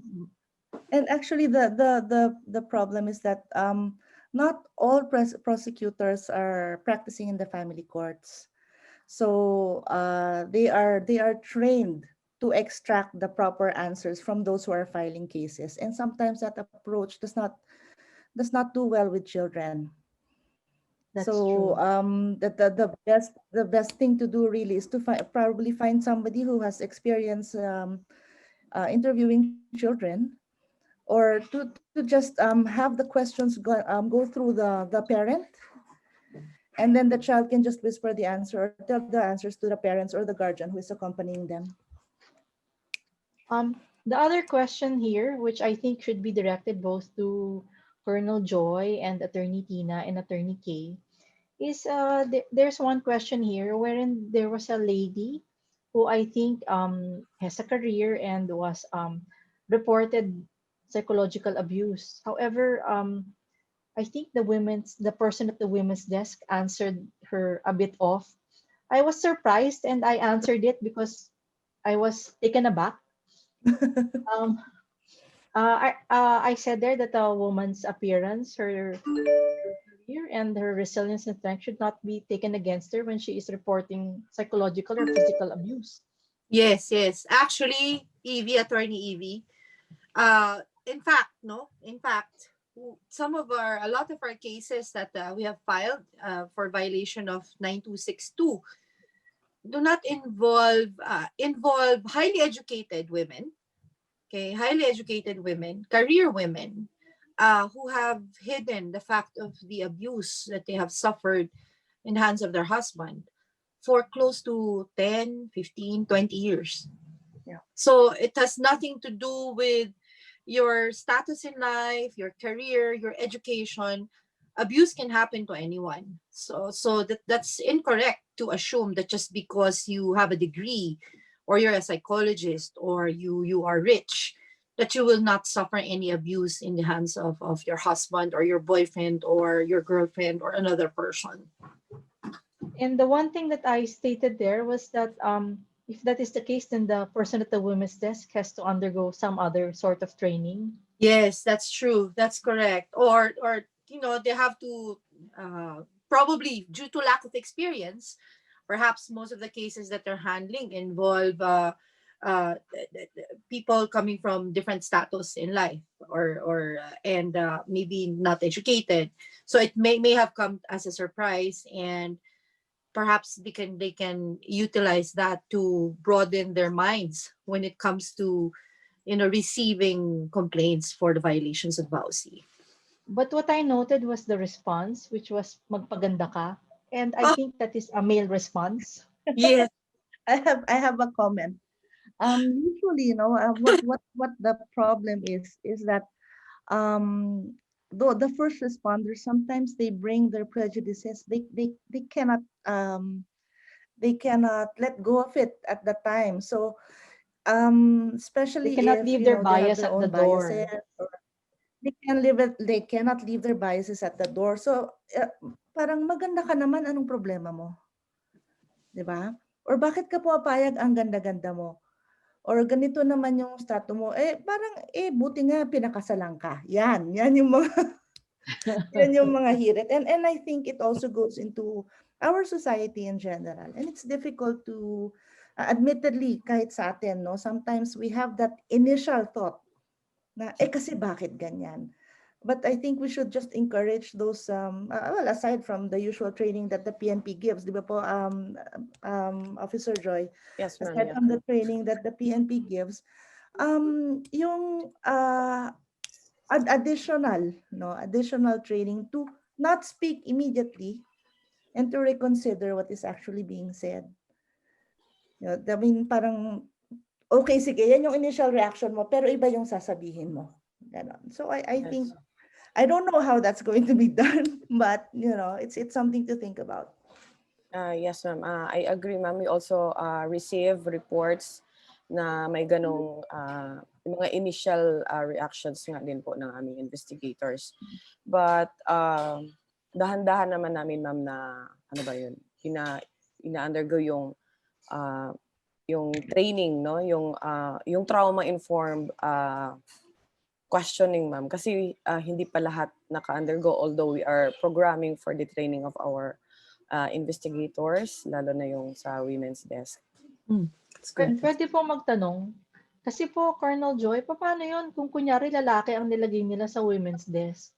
Ma'am, ang usually po na nasa policy po ng PNP na ang investigators that will handle the cases of mga women abuse of mga sexual violence or any abuses, ma'am, are female po ang nag-entertain po. Usually may mga lalaki for purposes of like when we are conducting rescue operations, of course we have security, we have drivers, but ang ano talaga ma'am, ang policy is female officer should entertain complainants na mga women and children. So may mga lalaki kaming nag-i-entertain ng lalaki din na victim, yung children victims ma'am of violence. Kaya we have also mga lalaki sa aming office. Kasi sila din po ang nag-i-interview, nagkukuha ng statements ng mga victims na batang lalaki. Kasi marami ding batang lalaki na sexually abused po. Naintindihan ko po iyon. So pag ganun po, kunyari, alam naman natin na hindi lang po ang babae ang nare-rape. So pag ganun po, lalaki po ang hinaharap po ninyo. Yung paglalaki ma'am, ang victim, yes po. Lalaki Pero po pag ang babae, hinaharap babae ninyo. po. So nasa policy po namin ma'am na ang mag-entertain po ng complainant namin is yung investigator with the same sex with yung complainant po. Maraming salamat po. Apa. So we have another question here which I think is directed to Judge Sulit. Judge, there was a question here that was directed to you in relation to the let me see that. Okay, go ahead. Ano yung question at attorney? Could you read it for me? Sandali lang po, hinahanap lang po.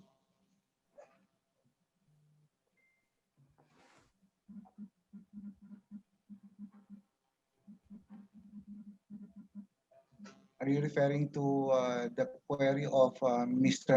Kevin Mark Oydot? Yan po nga po. Hindi po, yun po,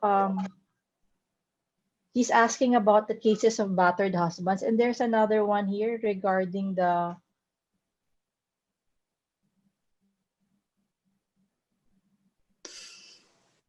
a CCICL apprehended last August 2020 for the alleged case of homicide. Case was filed at regular court. Upon apprehension, he manifested he was of legal age due to other circumstances, hence he was not turned over to the SWD. Few weeks later, the child relatives manifested that he's a minor and presented documents that would attest to his minority. Unfortunately, PNP has not removed the child from their custody despite the presumption of minority.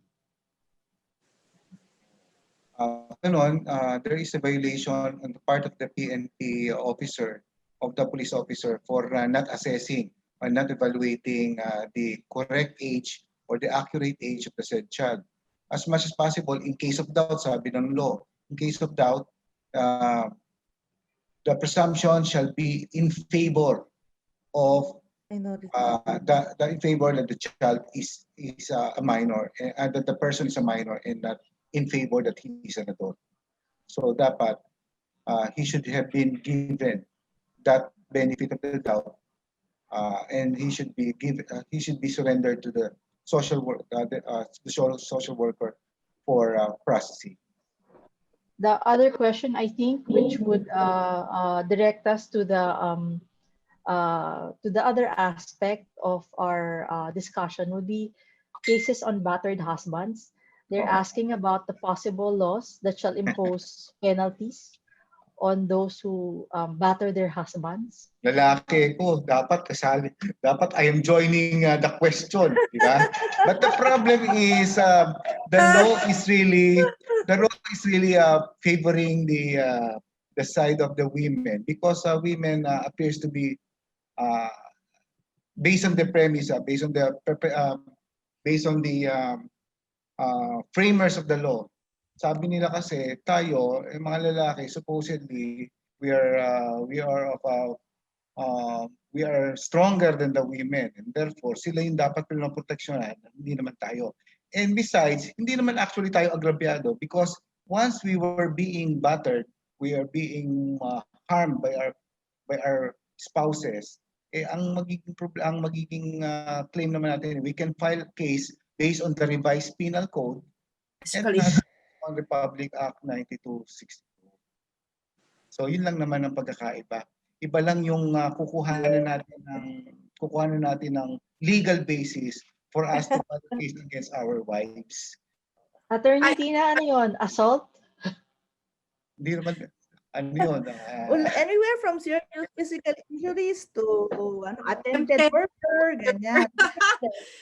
Pero Attorney Evie, I just wanted to comment on what the judge said, no, na yung framers talaga intended for 926 to protect women.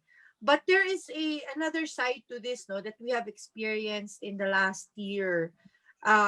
There are some women, unfortunately, who utilize this law to take revenge on their unsuspecting boyfriends or husbands. So yun yung unfortunate side to it, no, utilizing the law for purposes other than what it was intended. Ang unang tango si Judge. Oh, That's why the court is created for that. yes, you're pero Judge, grabe, bago ka makaabot sa point na you disprove the claim of the woman, for example, nakulong na yung lalaki, na dami Nakaras na. na.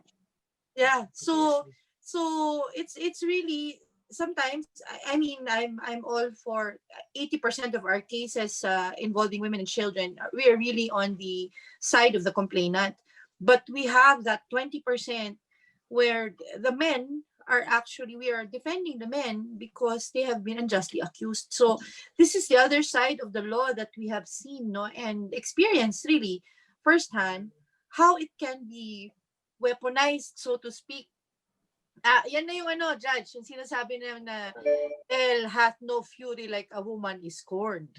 Yan na.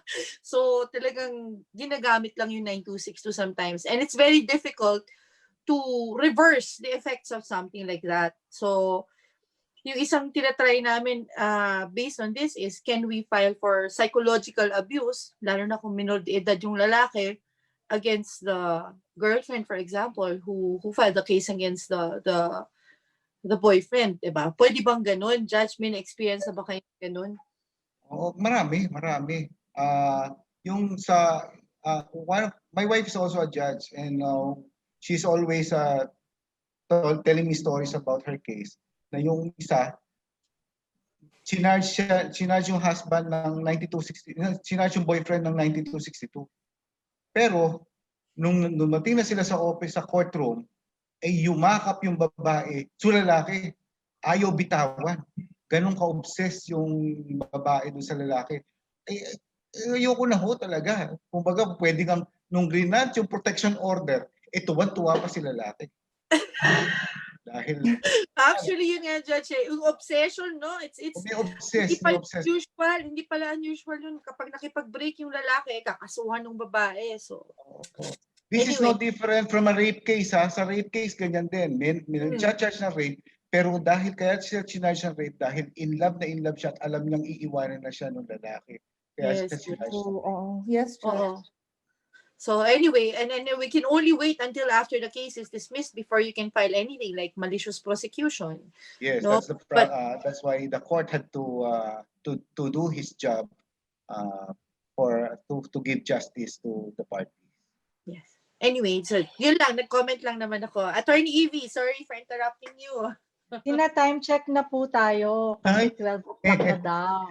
Last Bilis. 2 questions na lang raw po. Okay. So I think there are other questions here like which haven't been answered, like Attorney K, have you answered all the questions directed to you, or which you have promised to answer live?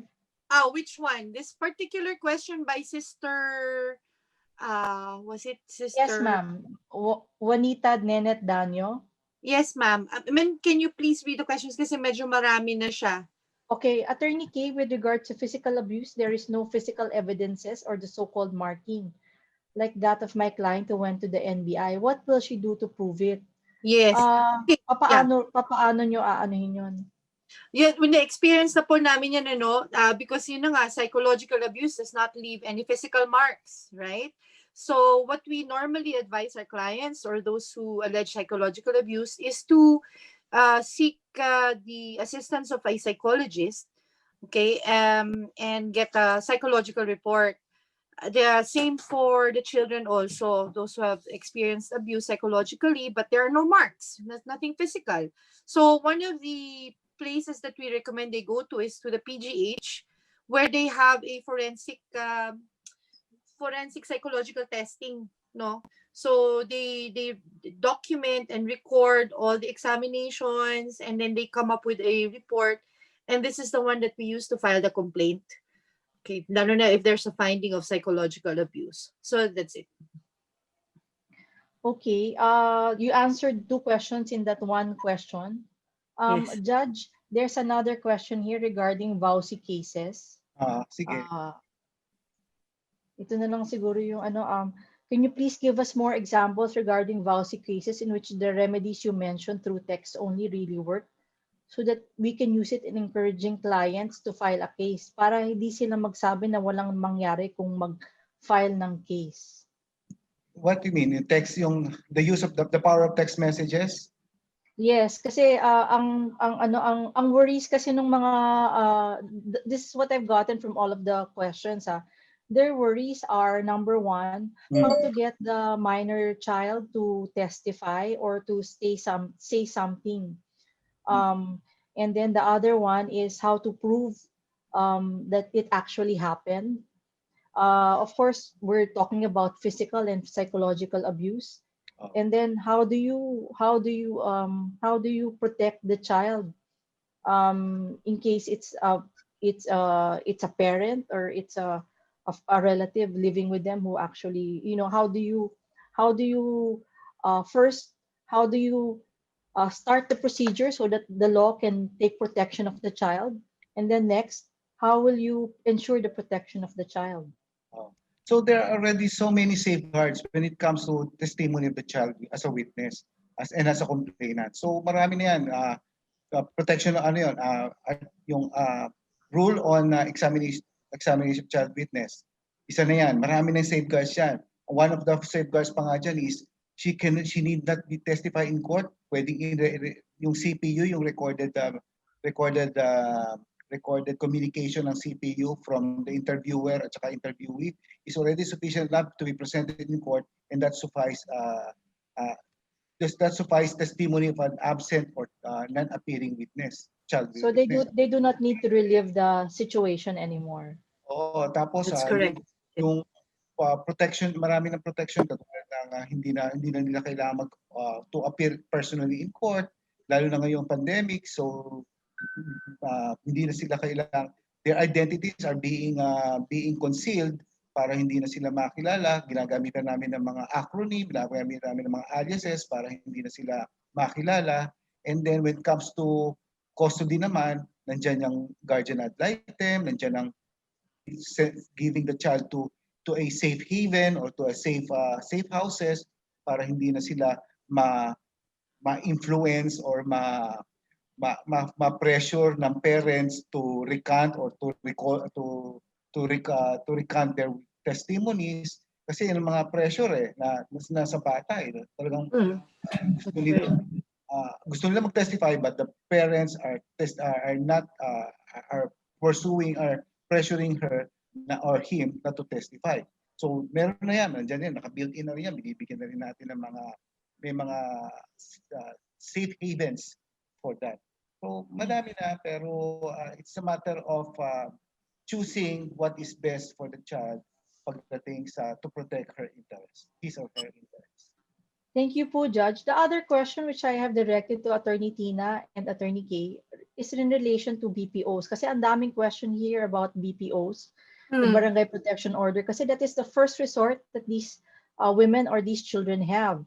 And Yes. the question they have is, number 1, is if they don't know who the perpetrator is, the actual name, yung buong pangalan. Number 2, kung hindi nila alam kung nasaan po yung perpetrator, paano po nila i-implement yung BPO? Kasi medyo hindi maganda yung reception ng barangay officials pag ganun po. Okay. So medyo yung yung point na hindi kilala kung sino, hindi mag-a-apply yung BPO kasi wala siyang relationship. Diba? Remember, we have to establish that there's a relationship between the man and the woman. So kung or the woman and the woman, kung hindi mo kilala kung sino yon, then it is not the BPO that you're supposed to be applying for. Kasi it means you have no relationship. Now, when it Yes, comes ma'am. to location, kung hindi mo alam kung nasaan yung location ng tao, pero wala naman siya sa vicinity mo, not in your house, not anywhere near you, then you can still get the BPO so that anytime that person returns is pwede mong iserve sa kanya yung BPO. But in the meantime, it's not an urgent, not something that you need to find out kung saan yung location ng tao, as long as yung BPO mo says na pag dumating yan or nandyan yan, cannot go anywhere near you. So meron mga yung BPO. So hindi ka pwedeng mag-John Doe na BPO kasi dapat nga meron kayong relationship, no? Paano raw po pag lumipat na kayo ng tirahan? Iba na po ang barangay ninyo. Paano po yun? You can still get the BPO, okay, as long as there's still a threat. Okay, this has happened already in one of our cases na lumipat na yung client namin to another barangay, no, another city, but may threats pa rin sa kanya, even if na, for example, yung lalaki is in Parañaque, tapos yung babae already transferred to Quezon City, no, but there are still threats being received, dumadaan-daan, pwede na siya kumuha ng barangay protective order dun kung nasaan siya sa Quezon City. And it can be served to the person who is in Parañaque. Okay? Kasi ang interest ng BPO is to protect where the woman is or where the woman and the child are residing, including the premises where they are staying. Okay. So yun, yung ano. Tapos meron pa isang nakita kong question, Attorney Evie, paano raw kung ano ba isang question doon? Kung umalis na yung lalaki, alright? Or kung ayaw umalis ng lalaki, kanino magpapatulong? Yun yung isang tanong. You can seek the assistance of the barangay. Kung hindi kaya ng barangay, you can seek the assistance of the PNP. Yeah. Ginawa na rin namin to before when the husband did not want to receive what the barangay was serving. We asked for the PNP to assist us. And at that point, hindi niya na ma-resist kasi PNP na mismo ang nag-serve. And pwede na siyang arestuhin right then and there for violation of the BPO. Ang tanong ko na lang is, paano pag bumabalik yung lalaki? Kasi dapat within a time frame kasi that when you file the BPO, you should already file a complaint with the prosecutor's office if it is a criminal offense, or with the court if you want to secure a TPO and a PPO. So you have that time frame. Pabalik-balik, that's considered a violation of the BPO, and then you can file a case with the MTC for the violation of the BPO that is committed, no? Tapos pangalawa, nakalagay dun sa BPO na yan, fail not under penalty of law, which means the barangay can also do an arrest. Pwede na lang i-apprehend kung yung nagva-violate na yan. And then the third is, again, you can seek the assistance of police para yung nagva-violate ng BPO na yun, pwede na nilang arestuhin kahit na pabalik-balik. In the meantime, you have that pending case in court for TPO or PPO, and you can get an immediate answer from the court. Kasi once you file the case and there is a instant relief that you're asking for TPO, binibigay ka agad ng court yan. They will give you a temporary protection order pending the completion or the resolution of the case for TPO, PPO. Usually jointly, that's being filed. Okay? Thank you very much. We are already being told that it's already 12:13 and that we should already cease and desist. Sorry. Thank you very much to all our panelists today. Thank you, Colonel Joy, for your presence and your answers. Thank you, Judge Sulit. Thank you, Attorney Sa mga Kian, Attorney nakikinig, salamat sa and inyong Attorney pakikinig. Tina. Salamat po lahat ng nanonood. Sa rumbangi, sa higdaan